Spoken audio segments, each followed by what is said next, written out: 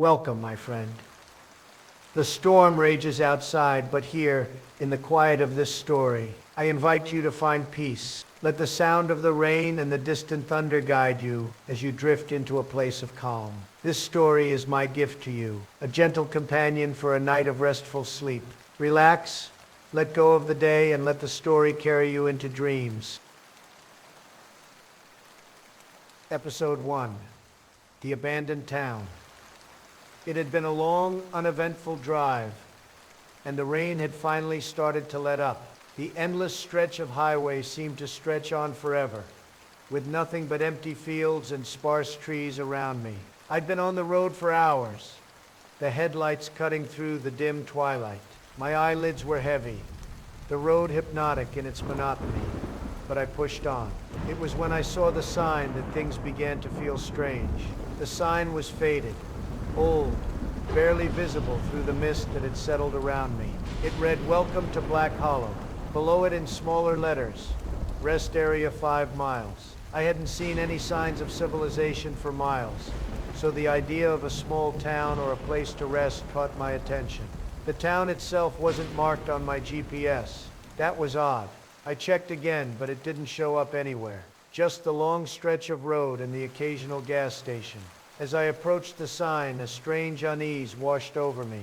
I've driven through small towns before, and none of them felt quite like this. The air had grown still, almost too still, and the fog seemed to roll in thicker with each passing mile. I reached the turnoff for the town and made the right. The road narrowed, and soon enough the buildings of the town started to emerge from the fog. They were old, decaying, almost forgotten. Windows were boarded up, and the streets were empty. No cars, no lights, not even a sign of life. I slowed the truck as I passed a few dilapidated houses, the kind that looked like they hadn't been lived in for decades. It felt like a ghost town, except I knew it wasn't. It had to have been abandoned recently. The cars parked at the curb were rusted, but they looked relatively modern. I decided to stop at the small diner up ahead, hoping for some sort of answer, or at the very least a hot cup of coffee. The diner was dark, but the lights above the door flickered as if someone had been inside. The sign on the door was faded, but I could just make out the word "open." I stepped out of the truck, the sound of the rain now more intense against the roof, and walked toward the door. As I reached for the handle, I couldn't shake the feeling that someone was watching me from inside, or maybe from the shadows of the houses. I hesitated for a moment, my hand frozen just inches from the door. The air felt heavier here, cold, damp, and strange, but I pushed the door open and stepped inside. It was quiet, too quiet, and that was when I heard it, a creak from the back of the diner. I froze in the doorway, my heart pounding in my chest. The diner was eerily quiet, the kind of silence that makes your skin crawl, like you're not supposed to be there. The air inside was heavy, with the scent of something old and musty, like the place hadn't seen life in years. But the strange thing was the furniture. It was all neatly arranged, as if someone had just left in a hurry. The lights flickered above me, casting long shadows that seemed to move in time with the creaking noise from the back. I took a cautious step forward, my boots tapping lightly on the wooden floor. There were a few tables scattered around, their chairs slightly askew, as though they had been vacated in the middle of a meal. I could hear the sound of the rain beating against the windows, but it was muffled, like it was being swallowed by the silence inside. I called out, trying to break the tension. "Hello, is anyone here?" No answer. Another creak came from the back, louder this time. The hairs on the back of my neck stood up. I was starting to regret stopping here. Maybe it wasn't the best idea to wander into a town that wasn't even on the map, but I needed to keep moving, get some answers, or at least a cup of coffee before I went back on the road. I walked toward the counter, hoping to see anyone behind it, but the place was empty. I reached the end of the counter, where an old jukebox sat, its lights flickering in rhythm with the rest of the diner. As I leaned against the counter, my eyes caught something strange. A series of scribbles on a napkin, just below the register. I picked it up carefully, reading the scrawled words. "They're coming. Don't stay. You'll never leave." The words sent a chill through me. I dropped the napkin as if it had burned me. My first instinct was to laugh it off, think it was some kind of prank or a joke left by whoever was supposed to work here. But the air felt too heavy, and the creaking from the back room hadn't stopped. I turned to leave, my nerves buzzing. But before I could reach the door, I heard the sound again. Thud, thud, thud. It wasn't coming from the back anymore. It was coming from outside. The air shifted suddenly, like the temperature had dropped 20 degrees. I paused, trying to listen, but the rain had grown even louder. I could barely hear anything outside. Suddenly, the lights in the diner flickered once more. The jukebox switched on by itself, its crackling noise filling the room with an eerie melody. The door slammed shut behind me. I turned around quickly, heart in my throat, but there was no one there. The room was still, save for the music. Then I heard it, a soft, slow whisper coming from the corner of the diner. Leave. Leave now. I spun around, but no one was there. My breath hitched in my chest. I wasn't alone. The whisper faded into the thick air, but the feeling it left behind lingered, clinging to me like the cold that had suddenly seeped into the room. The jukebox blared in the background. The music distorted and warped, almost like it was mocking me. My heart was racing now, pounding against my chest as I took slow, cautious steps toward the door.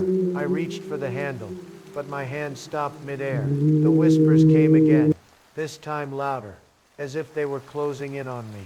Leave. Leave now. I spun around, my heart thundering in my ears. The room seemed to tilt, like I was suddenly in a dream where nothing made sense. The air was thick, suffocating, and for a split second, I could have sworn the shadows in the corners of the diner were moving, watching me.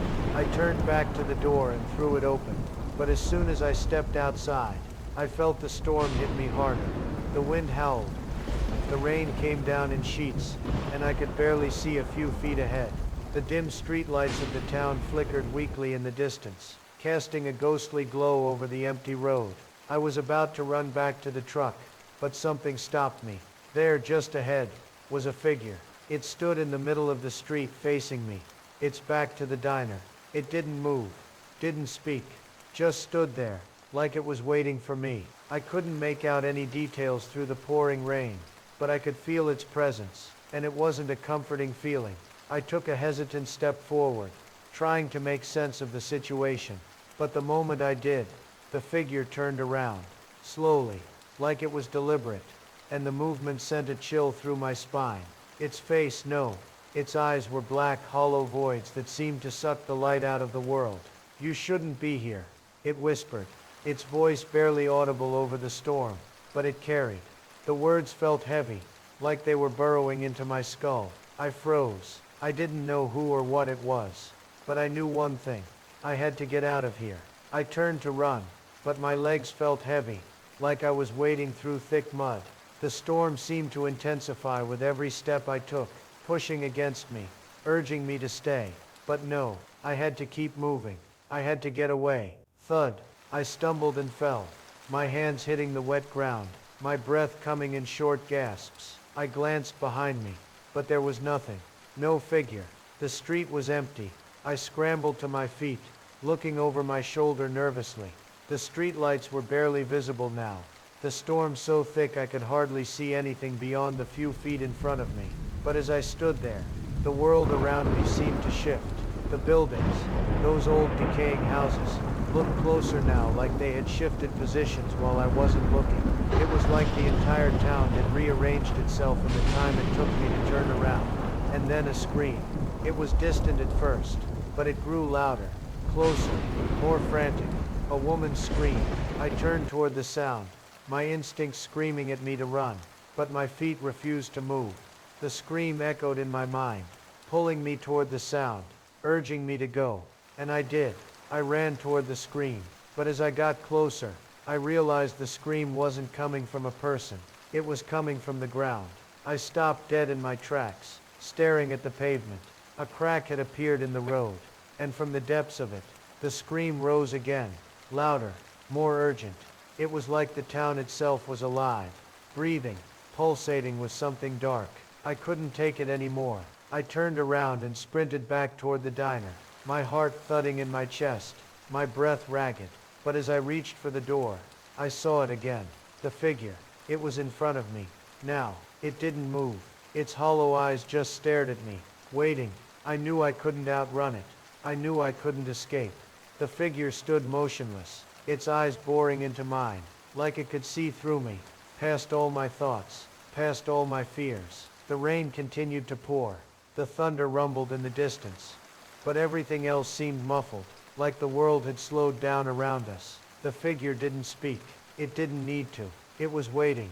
I could feel the weight of its presence pressing in on me.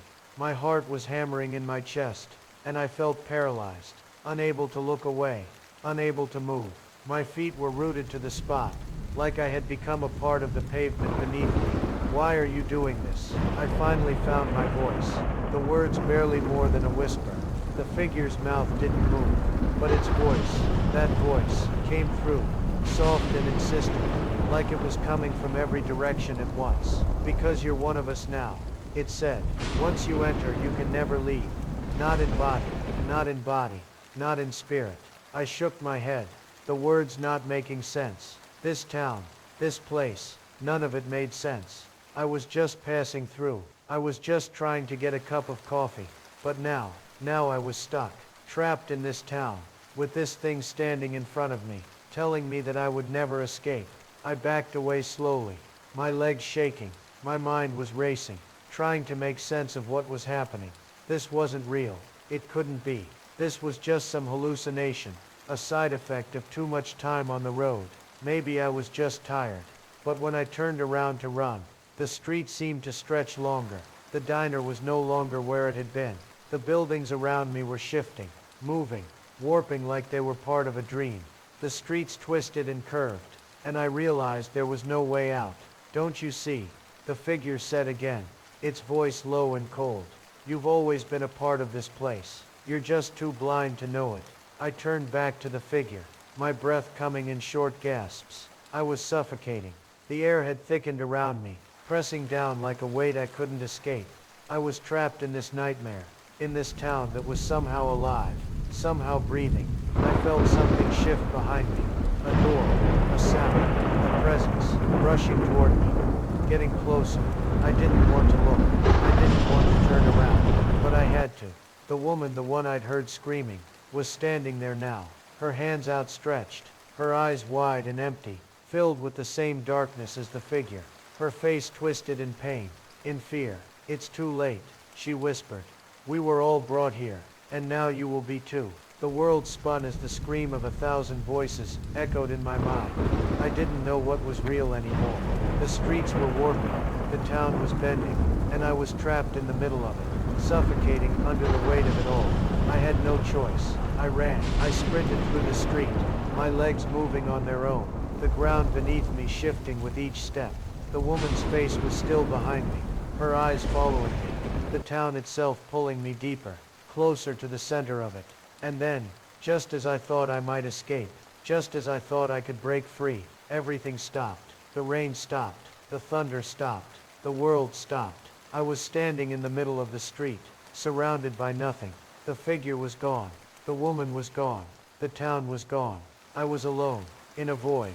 I could still hear the faint echo of the woman's scream in the back of my mind, but it was distant now. The figure's words were still ringing in my ears, like a broken record, but I couldn't move. And that's when I understood. This wasn't just a town. It wasn't just a curse. It was me. It was inside me. The fear, the doubt, the darkness. It was all connected. The town had been a reflection of everything I had avoided, everything I had tried to run from, and now I was part of it. Forever. You can't run from your fears, no matter how far you go. Sometimes, the only way out is through.